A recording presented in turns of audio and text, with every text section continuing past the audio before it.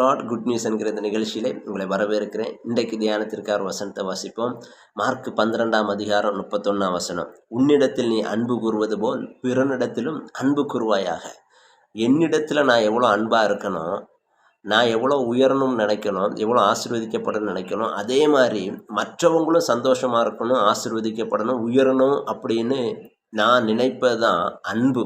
அந்த அன்பை தான் இயேசு கிறிஸ்துங்க நமக்கு சொல்லித்தராரு. உன்னிடத்தில் நீ அன்பு கூறுவது போல பிறனிடத்தில் என்ன செய்யணும்? அன்பு கூற வேண்டும்.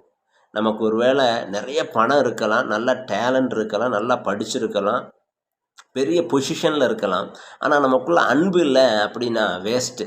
அதனால் நாம் இந்த பூமிக்கு வந்ததே அன்பாக இருப்பதற்கு தான். அதனால் முடிஞ்சளவு அன்பை பகருங்க. அந்த அன்பு உங்களுக்குள்ளே இருந்து அநேக பேருடைய காயங்களை ஆற்றட்டும். தேவன் அன்பாகவே இருக்கிறார். நாமும் அன்புள்ளவர்களாகவே மாறுவோம். Have a nice day. God bless you.